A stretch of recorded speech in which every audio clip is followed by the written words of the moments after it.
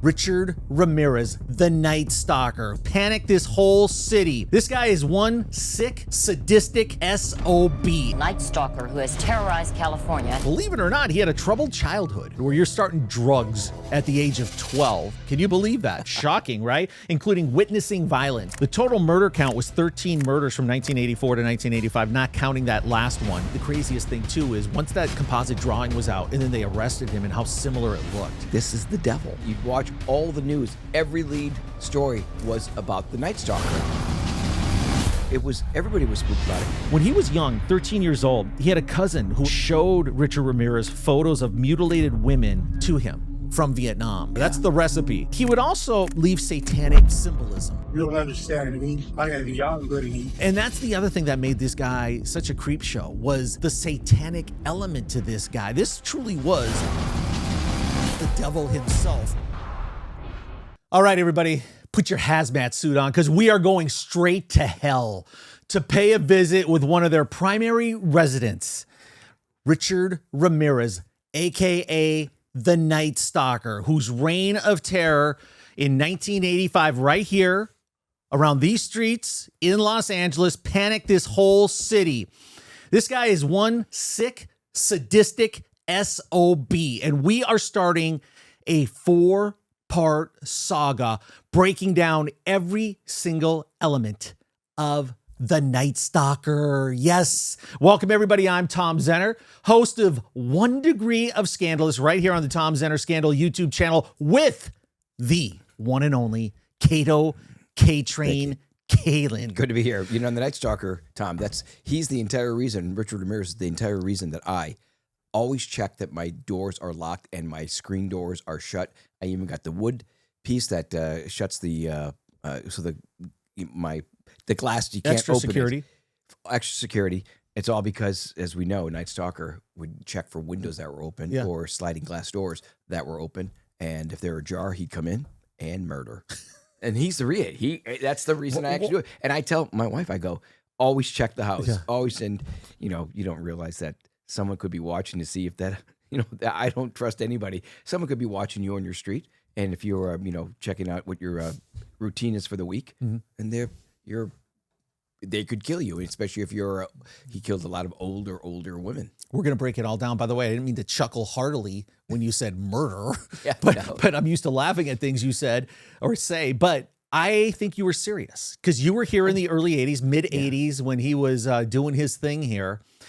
And you weren't joking because that's how panicked people were in LA because there was no pattern. There was no rhythm. He could be here, there, the Valley, anywhere, downtown, LA, anywhere, Hollywood Hills. Yeah. And he'd find you and he'd kill you. Yeah, and when they started getting the sketch drawings of people that thought they saw him, and the drawings kept, they kind of resembled him. But I said, if you're ever going to cast a movie of who's going to play Lucifer or Satan, it's Richard Ramirez.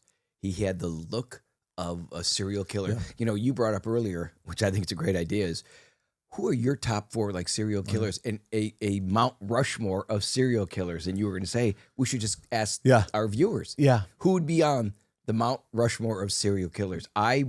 Richard Ramirez is my number one. He's the George Washington, I think, on that Mount Rushmore. So get it in the comments. We're going to build a Mount Rushmore of serial killers. Kato and I think Ramirez is on there for sure. Who else should be on here? Because I'm seriously going to take the results of this. Plus, we'll also do a poll on our community page and we'll find out. And seriously, it wouldn't be in South Dakota. What state would you pick? What state would you pick? I don't know. What's closest to hell? Death Valley. Death Valley. Death Valley. We will put up a Mount Rushmore in Death Valley. Hey, you know what? This is amazing, Kato. So the Night Stalker, Richard Ramirez, he's the OG. He's one of the OGs of serial killers. This is the story that so many people are fascinated about. And I am so excited, coming off the heels of Tom Lang, 4 episodes, breaking down the Wonderland murders and some of the other huge cases he was in. We are going to bring in the biggest guests. Mark my words, it's happening. The biggest guest for this series that's starting in late March and rolling into early April. So should I tell you who's coming on? Yes, and you're going to make a note. When you say the name, you please have your pen. I'm going to ask you a question. Okay, you got it. Who is it? Okay. If you saw the Netflix special that came out in 2021, The Night Stalker, Richard Ramirez, it was an unbelievable docu-series. It was so good. Came out during COVID. So many people watched that thing. It was the #1 show for a long time. The director of the show, Tiller Russell, okay, a legend in the documentary space who put this thing together. Tiller is going to be coming on, and the man who busted Richard Ramirez along with his partner. This was the key guy. He's a Tom Lang-esque figure when it comes to this crime, Gil Carrillo. Yeah. LA sheriff's detective. And when you hear the firsthand account of what Gil and his partner Frank did to capture him, it took over their life, Cato. Yeah, and without the work of these guys, who knows, this sick son of a bitch might still be out there. Gil Carrero, the question I want to ask Tom, reminder for you is, I wonder when they interrogate like a Richard Ramirez, if they ever ask who they respect, if they respected other murderers, if they respected other serial killers, and did they follow suit, or did they, did he know John Wayne Gacy? Did he like Dahmer? I would just, the mind of a serial killer, it's a series in itself. Yeah. Of these guys interviewing, they must have been spooked in the interrogation room, sitting with this guy. Even when I look at pictures of Richard Ramirez, I get this little chill comes over me because I always think this is the devil. Mm-hmm. Yeah, and he obviously resonated with some people because he had a fan club basically when he had his trial. He went to trial in 1988. He died of cancer in prison. So we're going to talk about all that today to get everybody ready for this special saga that we're going to be doing on the Night Stalker. It's going to be an incredible 4-part series here. He died of cancer, had his trial. You know what they uncovered later in 2009? That he was also responsible for another murder of a 9-year-old girl. They were able to use DNA to figure out that he was involved in another murder. So after his death. Yeah. So it started in 1984 in San Francisco, and then it came down to LA. So it was primarily in 1985 for a multiple month period there from like March or whatever until late summer where, Cato, you were there. I mean, it's interesting to get your perspective because you were there. There was a palpable fear that was like a black cloud in this city because of the randomness of this guy. And it was different because back then it wasn't streaming services. It was the news you watched on ABC, CBS, and NBC, KTLA, all of them. KTLA. So you'd watch it. You'd watch all the news. Every lead story was about the Night Stalker, of the drawing of the caricature of what he looked like, and. Yeah, everybody was spooked about it. And it was during summer when people would, you kind of keep your windows open for a breeze if you didn't have the air conditioning on or whatever. And I'm telling you, it took over my life. And you wonder if like you can kind of help the cops to catch this guy because everybody was on the lookout for this from the drawings. And as you see in the documentary and that, he was, well, we're going to hear it from Gil, but how he was caught. And to get the people of how they were chasing him in the street, and they would just scream, "Night Stalker, Night Stalker!" Yeah, and it's an amazing story. But when he was caught, it was like one of those live feeds of the chase going on. I'll never forget that. The people are after him, and there was a sighting of the Night Stalker. They said, and it was like breaking news, and finally they got him right there, and it was done by. Citizens. Yeah. Citizens just got around him and just beat the crap out of him. Yeah. And what we're also going to uncover is they almost had him another time. Remember, he had the teeth issue, so he was at the dentist. They were doing this stakeout. We're going to get all the details of how they missed him, which was incredible.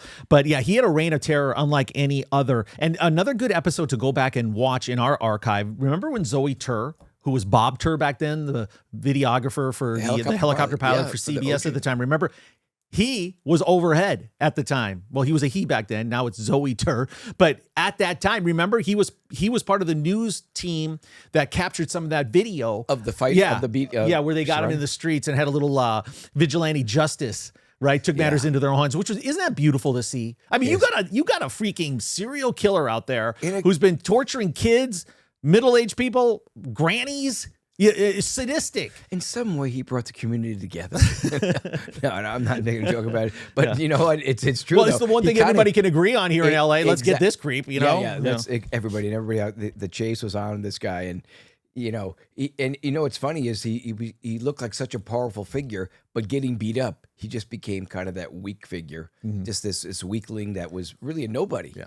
That and overpowered, mostly older people, senior citizens. Yeah, and you go, okay, how does this guy get started as a serial killer, right? So believe it or not, he had a troubled childhood. Can you believe that? Shocking, right? Including witnessing violence. So he saw it up firsthand. This guy was demented, and then he was influenced at a very young age. The total murder count was 13 murders from 1984 to 1985, not counting that last one that they identified the DNA. Gil Carrillo, this was LA sheriffs because this spread out so far over the LA area. We asked Tom Lang about it. Were you involved in Night Stalker? And he really wasn't because the sheriff's department had to take that over because it was multi-jurisdictional here, and that's more their turf. Lang would handle certain parts of LA with robbery and homicide with his elite team. But this was LA sheriffs, and they had to work together a little bit. And there's a little bit of a rivalry with LA sheriffs and LAPD here in this town. But they all come together on a common goal like that. Absolutely. And we're going to learn that shoe prints, they had to do old school detective work back in the day. Shoe prints, following every lead. Maybe any information they get on a car that was in an area. Was I right? They had teeth prints too, right? I think so. Marks, they matched his teeth to bite marks on some of the victims. And Tom, we were talking about the Mount Rushmore, which is interesting because Richard Ramirez, I think, is number one. But I saw another story, and it reminds me of a Richard Ramirez type, Ray Arcola. Do you know who that is? The name sounds. Which one was he?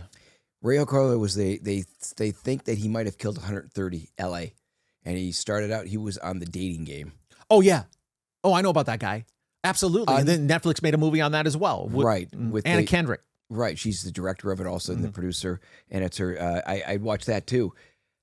His story is amazing. And the thing that he did was very Ted Bundy-ish. He gained your trust. And he gained trust, but they said at the end of it, they think that his count was at 130.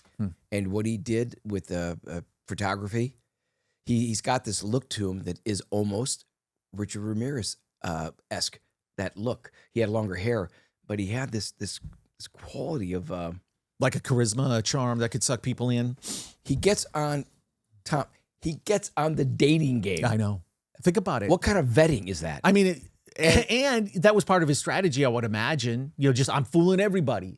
100%. Because was he in the middle of his spree at that point? Yeah, he'd been killing quite a few, and he was breaking. He had a photo book he kept as his souvenirs, but he would show the people he'd go up to people and go, I want to get a photo of you. Here's some of my work. But those people in the thing were dead, were killed, most of them. And one of the reasons there's so many times we talk about how Richard Ramirez is almost caught. Well, this guy was reported on dozens of times, and they never did anything about it. And a girl in the audience recognized bachelor number 3 of what he was, said, I know him. My girlfriend's been killed, was seen with him last.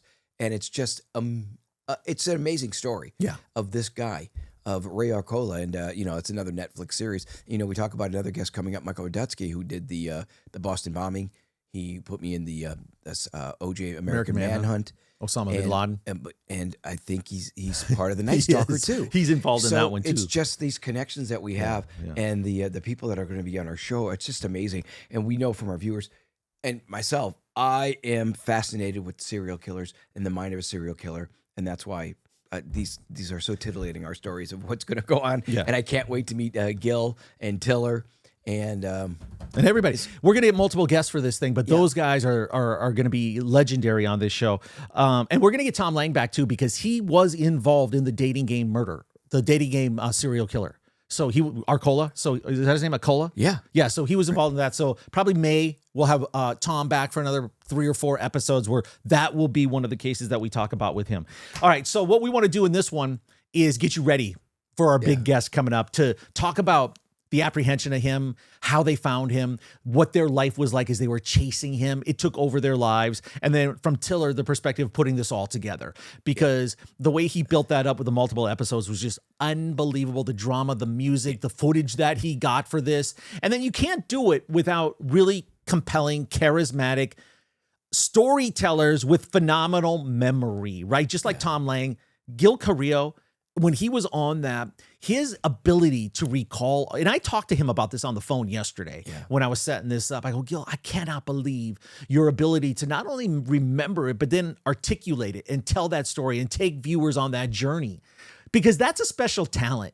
And maybe it's because it's ingrained in your consciousness when you follow something and you're tracking it and you're involved this deeply that maybe you can't forget it. But still, to remember all the details is uncanny. I think that what I want to ask Gil is, I just think, and by the way, Tom, you know, we ask our viewers, and if they have questions beforehand, and we always use the viewers, and they always if they're good. They always come up with some great stuff we use. And I think one of the things is how difficult it must be at that time when there's panic in LA.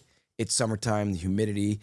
What it's like for him to follow leads, of how do you tell the lead? Do you follow every lead? There's got to be thousands of them. How do they decipher which is really a strong lead or not, and who's full of BS? Right, because and manpower is a part of this too. Because how many people can you put on this case? Yeah, and it's total urgency. You have to find this guy. So I'm sure other things weren't maybe investigated as much because they had to put so much manpower on this. But that's all the things that we're going to uncover. By the way, I want your Mount Rushmore of serial killers, because Cato and I are going to put this together, and we might even actually build it in Death Valley. You never know. We can get our team to actually make a let's get a thumbnail of that. Hey, my thought I just lost my thought on this, Tom, and it was going to be a really good question. Here's a question for you. All right. How old would Richard Ramirez be if he was alive right now? Because this is 40 years ago. Over 40 years ago was Night Stalker. And in LA at the time, remember, LA was just coming off the Olympics. This was a great time in LA. It was carefree. It was fun. It was a Beverly Hills Cop. It was just like the, kind of cool, fun place that everybody was emigrating to. Well, we're going to find that out, but I think he was caught at 38. Right? He was caught at 30, so he'd be near 82 years old. He'd be 65. He was born in 1960. This guy was like, doing this in his 20s. Yeah. So, but when you start off with a childhood where you're starting drugs at the age of 12, and then another part of this guy's background, he had Mexican immigrant parents and an abusive father. Okay, there's a telltale sign as well. But you know what else, like, kind of set him off on this path of destruction? When he was young, 13 years old, he had a cousin who was a Vietnam War veteran and showed Richard Ramirez photos of mutilated women to him from Vietnam, right? And so he was subjected to this imagery that he liked. At that age, are you kidding me? At 13, when you're impressionable, not to give this guy any leeway or any excuses for what he did, but that's a toxic mix of pre-serial killer starter kit right there. That's the recipe. Anyway, Richard Ramirez is going to be a great topic. How does Tiller? We had a text exchange with Tiller, you and myself, who directed it. How does he? The question is, how does you get all this info? How much does he rely on Gil? How much does he get the archives? And what his opinion was, and how does Netflix pick these great documentaries? I mean, you just go on the Netflix documentaries, and I'm just like looking at all these different murders that happen. And obviously, crime does pay.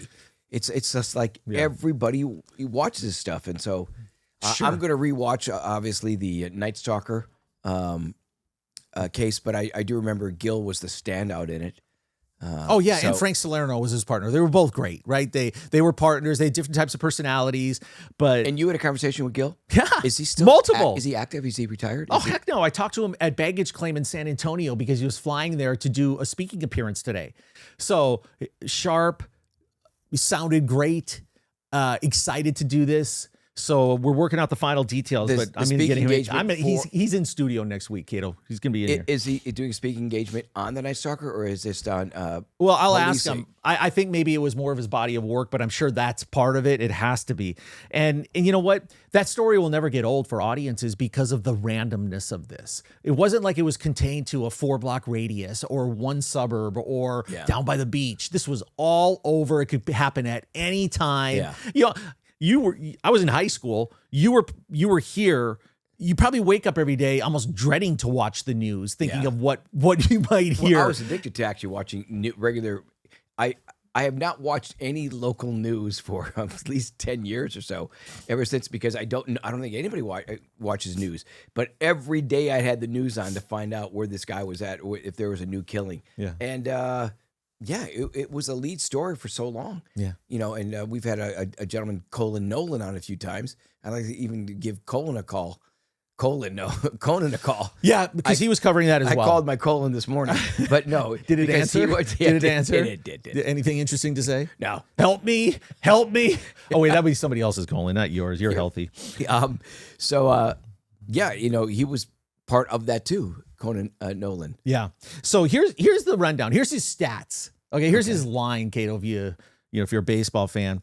13 murders, at least 13 murders, 5 attempted murders, 11 sexual assaults, 14 burglaries where he'd not only enter these homes at night and wreak his havoc and sexually assault victims, kill them in horrible fashion, but he would also leave satanic symbolism. That was it. And that's the other thing that made this guy such a creep show, was the satanic element to this guy. This truly was the devil himself roaming the streets. Like Manson, didn't he have something else engraved in his forehead? I don't know, but probably. I mean, it wouldn't surprise me.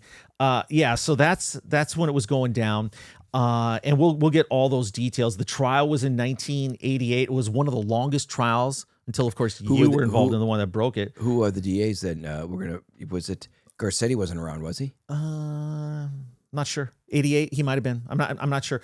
But get this, Cato, there were over 1,600 prospective jurors on this trial. 1,600. Can you imagine? I did jury duty last year. Did you? Did you get called? I didn't get. I had to go to do the interview. But this is Cato Kalin, man. No, they said actually people were like waiting in line and taking photos. So it was pretty much I got a immediate dismissal, which is nice. But that's your get out of jail free card for the rest of your life. What lawyers are going to put you on a jury? It will take over the trial. It'll be bigger than the trial itself. Cato Kalin on a jury panel. Listen, when we go up to Moscow, Idaho, we're going to have a great time. Yeah. So. This thing is just, do you really still put a board in your sliding patio door? Piece of wood there. And I also have a metal door stopper for the front door. Oh. Yeah, got to protect it. I got precious cargo, baby. Yeah. Richard Ramirez, we're going to have on another show. And I want to ask you if you remember another one. And I'm probably going to botch the name. I believe his name was Cary Steiner. Good-looking model guy who was a serial killer. They found out later he had 2 women trapped up in like Yosemite. That's how they caught him. Anyway, I got to Google this stuff. I'll look into it. Because I said, this has got to be another Netflix documentary. And I'm sure I'll Google it off if camera. you get into the mind of these serial killers, you wonder what their end game is. Do they think like that question for of course, but but everybody thinks about this too. Do they think they're just going to continue? Now, some of them did. If you're racking up triple figures of murder, homicide victims, you got to think you're never going to get caught. Or maybe you think, how do you wake up every morning with this burning hunger to kill somebody? Yeah. And just drive around until you decide where to go. Exactly. That's I do want to ask Gil. The whole thing is, do they get so confident that that's when they get sloppy and get caught? I would imagine you make a mistake along the way. Do they want to get caught? I just don't know. Obviously, I told you I watched this thing, the Anna Kendrick thing special, and it was according to the show, it was a cockiness of outsmarting everybody. Could you outsmart everybody? And then he was outsmarted eventually by a woman that he thought he had killed, and she wasn't dead yet. Mm. And I don't want to wreck it for everybody else, but basically she played into his mind of saying, hey, don't tell anybody what we did. This is so embarrassing. Mm-hmm. And he couldn't believe that she was saying that he tried to take her life. And she was kind of like, I forgive you, but hey, let's move on to do this stuff. Gained his confidence, and when he had to go to the bathroom at his gas station, blah, blah, blah. And then she calls the cops. It's just it's an amazing story. When they say at the end that he's possible of 130 murders, he just might be on the Mount Rushmore. Yeah, another element that leads to the capture of these guys, especially when we have a tandem of detectives, like a team, Frank Salerno and Gil Carrillo, you have to be able to work together in sync in a way that's almost like a marriage. Yeah. Right. Because you're together all the time. There's frustrations. There's ups and downs constantly. Now, Frank was older, so there was some thought that Gil was too young to handle this. He was a young detective at the time. It was 40 years ago. But here's another thing. The experience of these detectives is such a key factor as well, because Frank was involved in the Hillside Strangler case, and he played a prominent role in that. So you get the little mix of the savvy veteran that's seen it all, and then the aggressive, energetic guy with maybe some new thoughts, and some new energy that you can pump into this and go 20 hours a day and just work. And I think you need that mix. And Gil now is the veteran of this stuff. You know, don't forget, this is also the age of pagers. Can you imagine? The pagers would just go off constantly for these guys. And, you know, like Tom says, Tom Lang, who always said that it's almost impossible not to take your work home with you, and how that affects the relationship. When you hear the pager, it's like, oh, this again during dinner. Yeah. So, you know, you got to give it up for these detectives that work these cases, these long hours, of how it just has to take over their mind with everything. It's just, they're 24/7 of trying to solve these murder cases. And there's other murder cases going on while they're doing this case. Yeah, so Ramirez started in San Francisco. The first murder was in June of 1984. And we'll talk about how he ended up down in LA. But his first victim was 79 years old, a widow, and broke into her house and killed her. And here's the modus operandi for this guy. So the weapons he would use: guns, knives, and hammers. And then he would leave these satanic symbols behind. But when they were able to get enough information where they were able to... 80, what you said? 84 was the first murder, and then the murders in LA were in 1985. Okay. And when you can, you know, get to the point where you can come up with a composite drawing of him, and then those teeth, right? Because that was one of the distinguishing characteristics and visual odd abnormality of this guy, that his teeth were so jacked up. And making teeth molds, whoever was on the FBI, whoever did it, or in LAPD, how they make the molds of someone's teeth and what they would look like. It's pretty amazing. Yeah. And the cool thing that we're going to do when we go deep into these with multiple episodes is we can spend 20 minutes talking about one point or one break in a case. And in this one, you nailed it. It was a fingerprint. They found a fingerprint on a car.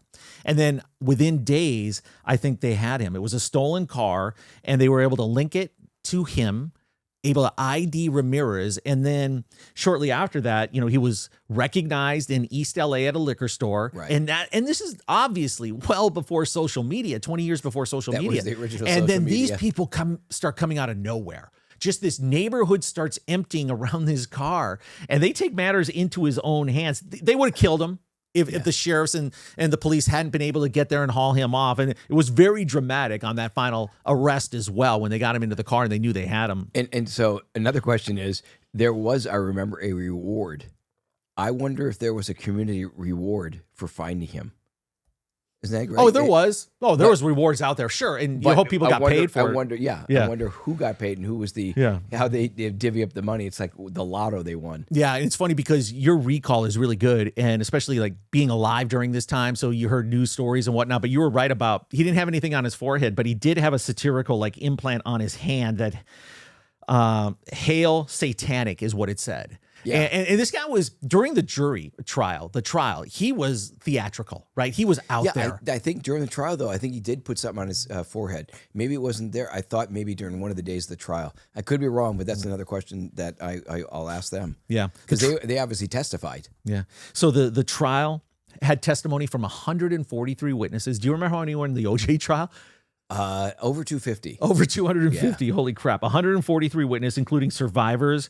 And they would have evidence like fingerprints, obviously, ballistics when he would use a gun. So they were able to, put all this together and come up with it. I think the craziest thing, too, is once that composite drawing was out and then they arrested him and how similar it looked. It's amazing, isn't it? Yeah. How these victims and these people that survived an attack were able to, describe what he looked like with the cheekbones. Yeah. And the hair, because, some people say this guy did have a look to him, right? Like if his teeth were fixed and he wasn't a serial killer, he could have been a model probably. Yeah, he had that look, tall enough to do it, chiseled cheekbones. There was something about him. I mean, one day we will get some people. Genes by Satan. One day we will get some of these. I want to talk to a woman that falls in love with a killer. Oh, I love that idea. I mean, the Menendez brothers were both married in prison. Yeah, I don't see them as serial killers, but No, but they were they're killers. I totally right? agree with they're killers. I also think a great thing is Netflix might want to think about an idea is that serial killers that are dead is to see if how many of them have had their brains. You know how you have athletes now if they are diagnosed with CTE? Is it CTE? Yeah. How if a serial killer's brain, what that if they look at the brain, if there's something that's unusual about it, I'm not a neurologist, so I don't know, but Yeah. why not? Who does own the body after they're dead? Because Ramirez obviously had no connection to any family. Well, and he literally had groupies. So he was married in prison. In 1996, He was married in San Quentin. He received the death penalty, eventually died of cancer, but he married... Marriage was the death penalty? He said it.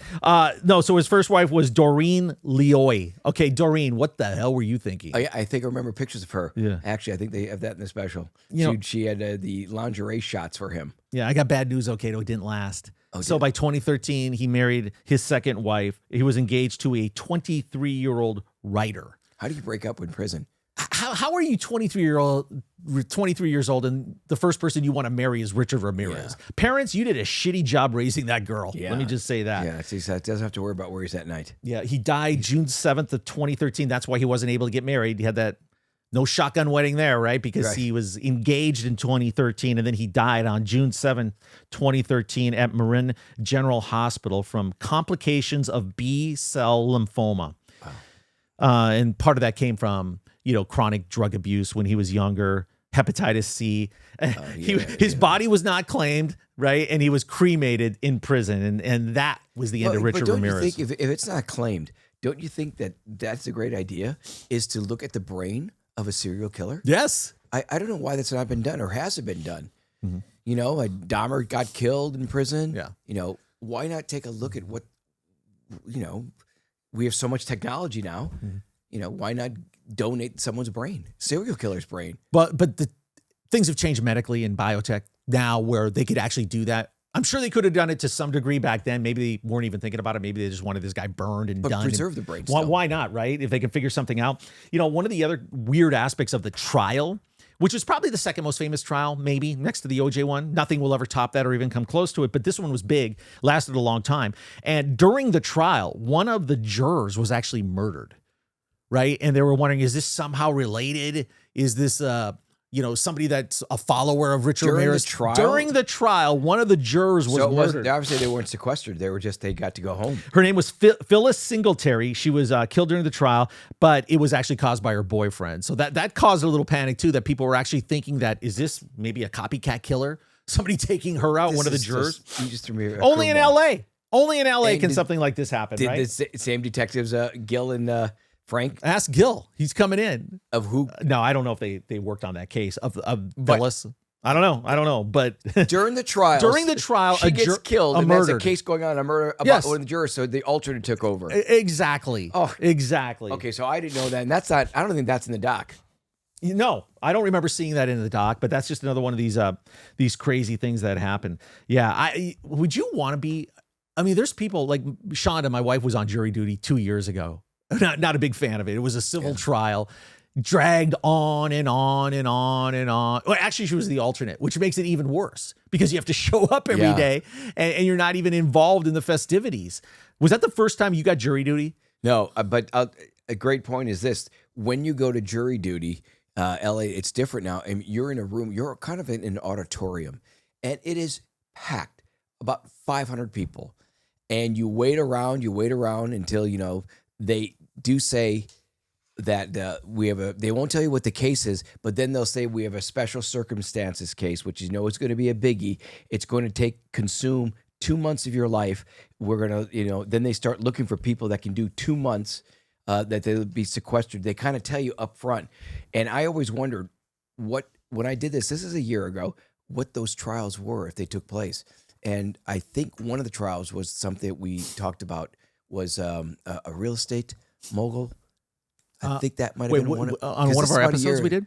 We talked about it was a case that one of our I can't think of her name. I'm Oh, sorry. I know what you're She's talking a about. Reporter. Yeah, no, She's- that was Tom. What's his last name? The guy that was the lawyer I think it was that. who but- was claiming dementia, right? And he had one of Yeah, the Beverly okay. Housewives as his wife, and Right. she spent all his money, and he used all his clients' money and burned victims. It was horrible. He's actually, the trial is in the process of happening right now in Los Angeles, and he's trying to claim Alzheimer's and dementia. Yeah. But that guy's a bad dude. I think that was, they don't mention it, but they mention a trial that will be consuming someone's life. So obviously that's a biggie. You go, what happened in LA that's going to be a huge trial?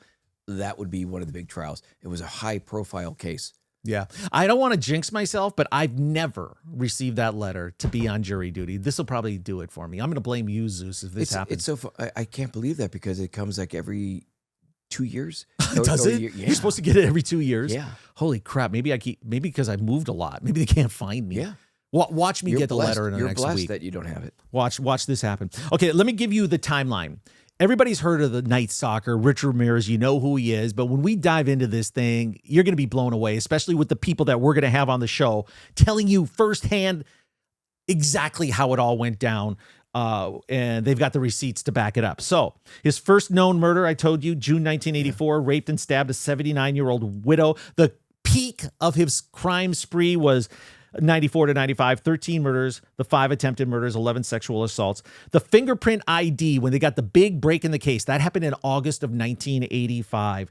And he was recognized in East LA. That's when they got him and chased him down. The trial began in So give me this straight. 85 is when they recognized him and chased him down. Yeah, because that's when all the murders went down. Most of the murders here, the murders in LA, and the majority of his crime spree was right here in Los Angeles. If he came down from the Bay Area, and that's where the panic and the horror show was, right here in Los Angeles. In last week's episode, you mentioned the crazy year. What was the year? That was 87? 1978. 78 was the year of all these killers. Yeah. Okay, I'll let you go back. Yeah, he was probably looking at those Vietnam photos back then and getting high on meth. Yeah. Richard Ramirez preparing for his career. The trial began in July of 1988, lasted over a year. The theatrical performances by Ramirez, we'll get Gil to talk about that. Yeah, that's when you start getting fan mail. Tons of it, Cato. Yeah. I mean, and these women would show up at trial, and some of them would be hot.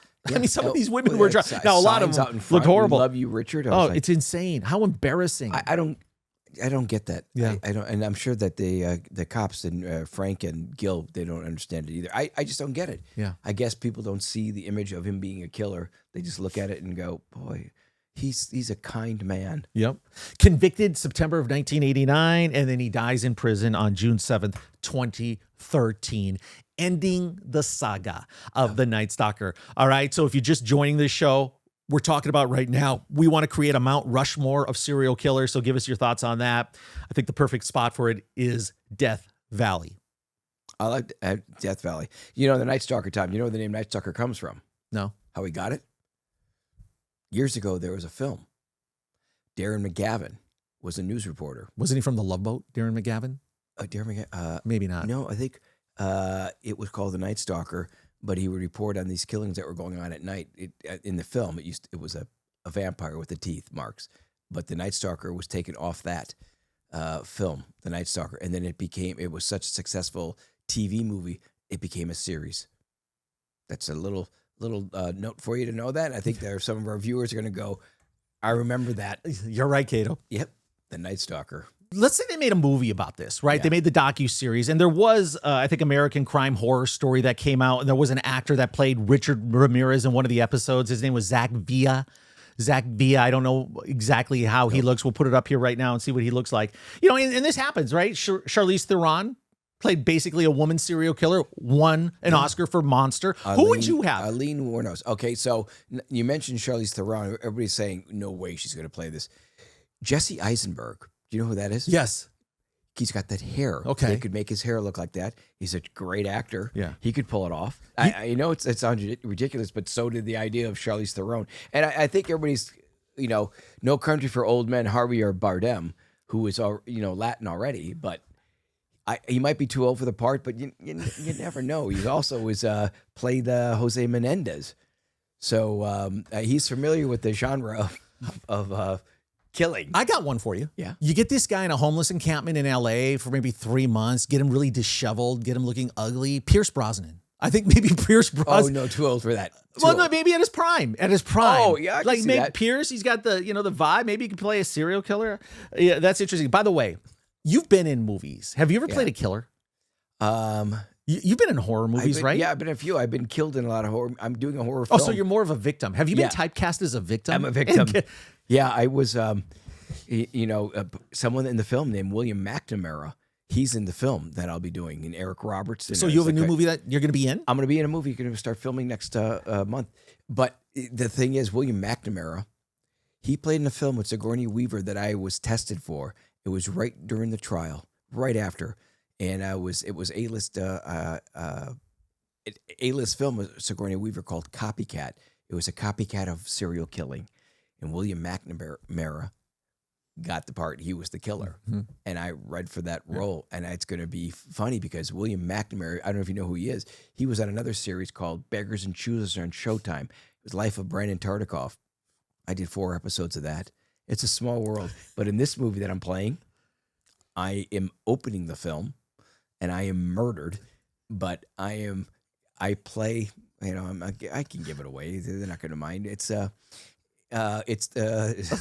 film where I'm an influencer, extremely popular, and they think that I'm in my 20s. This old guy's trying to play like he's in his 20s, and I come up with these dance routines, and I become incredibly famous for it. So they fly me up to Vegas to do an influencer convention, and I drove instead of flying, and I go to one of the little small towns, a gas station. Well, little do they tell me if the 2 gas station owners are in on it, sort of like the Texas Chainsaw Massacre, and they said, hey, there's a shortcut. You should take the shortcut. And they fool around with my car, and next thing you know, I break down, and I go and I start shooting a video there in the desert. As an influencer. Because I'm broke down. I said, oh, this might be a good thing with my boom box, the stereo. And that's where they start coming around at me, and I get murdered by a group of people, and the murder is gruesome, and but it's like aliens that are serial killer aliens. I know, and believe it or not, it's part 2 of a film that was already that has a 7.4 rating IMDb, which is a very high rating, and I'm like, my scene won't be with Eric Roberts or the female leads, Vanessa Angel, who is one of my favorite films called Kingpin.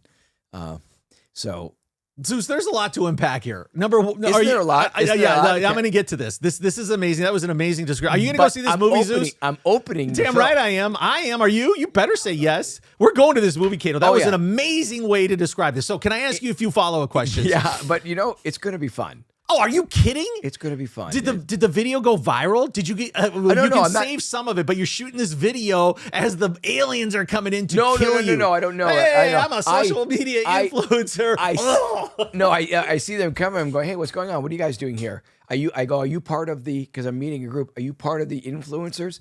And then that's the last thing I say. Can't you see Cato Kalin doing a TikTok video dancing and then being murdered? I'll tell you what, man, this thing's going to go big. Sounds terrible. No, it sounds awesome. My character's name is Kai. Oh, God. This is too good, man. But it's good. It'll be a lot of fun. So get some behind the scenes footage. Oh, completely. Okay, share it on the show. Eric Roberts is a beast. There was a huge story on him. I wish I don't. He's not going to be in the scene, obviously. Okay, I saw the scene, but it's 2 of the old guys at the gas station are character actors that have been in a lot of. One guy's on a Nickelodeon show, and the other one is Larry Butler, who's in tons of horror films. Just work with these characters is going to be great. Think about it. A Cato Kalin, Boulder City, Nevada. Oh, I love it. Think about social media influencer Kai / Cato Kalin rolling into a small town in the desert. They don't take kindly to social media influencers out there, Cato. Right. I hope it's a violent, gory death that we get to see on screen. How do you get killed on screen without laughing, Cato Kalin? I mean, that's real acting. If Cato Kalin can pull off a death scene, being murdered, because people would be laughing their ass off. Yeah, you know what? It's something to be seen. God, you got me excited, man. But it's gruesome how they do. It's gruesome. You've mentioned that 3 times now, so it's going to be really gruesome, isn't it? Yeah. It's pretty according to reading the script. Yeah. Oh, I can't wait. And I can't wait how they pull this off special effects wise in 2025. How they do this, man. That's so fascinating how real they make it look in movies. So I can't wait to hear all about it. You heard it here first, ladies and gentlemen. The K-Train. Heading to Boulder City, Nevada for a big murder scene. And then off to Orlando to do another hosting. Off to Orlando. He's a busy man. You know, I was a couple minutes late today. You know why? Has this ever happened to you? Traffic? Well, no, get this. So my maps is taking me on all these alternate paths, and I dropped my phone between the seat. I'm screwed. Always happens to me. I'm screwed, Kato. I had to reach down there. My hand got stuck. Last week, I'm walking into glass. That's right. I got to learn how to live. I'm not doing too good. But it's healed. It's healed. All right. The only thing that can remedy this is talking about the Night Stalker for 4 episodes with the people that were in the middle of it, the guy that arrested him, investigated him, took him down, and then the guy that put the unbelievable Netflix docuseries on the Night Stalker together. We're all over it. Join us on this journey straight into hell. That's where we're headed. Hopefully it's a round trip. I don't want to make a one-way trip to hell, but we're going down there to dig up all the info on Richard Ramirez. You coming with me? I'll be there, and I'm shooting Desert Fiends 2. Don't make it too realistic where you end up dead in real life or something. Oh my God, please don't even put that out there. I'm sorry, Kato. I'm sorry. That would be a huge lawsuit and great for ratings on this show. All right. Hey, great stuff, K-Train. Have a great trip to Orlando. Thank you. Follow us on social media. The K-Train, when he's in the airport, havoc ensues. So follow the K-Train, Instagram, X.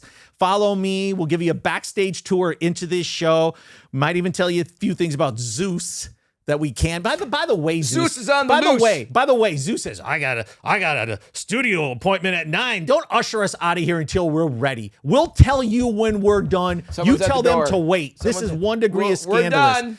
Don't try to rush me along here, Zeus. I'll just filibuster. I just want to say that this month, March, is 1 year anniversary of opening up the studio. Well, congratulations. So you guys have been here since the beginning, so I want to thank you guys. And this is your 40th episode here already. Damn, so look at all the stats. By the way, thank us. We built this place for you. I love it, man. Zeus, that's great. Zeus, we love our studio, your studio. You've done a great job here, but don't rush me along at the end of this podcast. I'll end it when I'm ready to. And we're going to do another all the way through March again, my favorite month. All right, 40 through 44 are going to be damn good, so make sure you're here with us for the one and only K-Train, Kato Kalin, Zeus back there. I'm Tom Zenner. Thanks so much for watching 1 Degree of Scandalous right here on our YouTube channel, and we will see you very, very soon.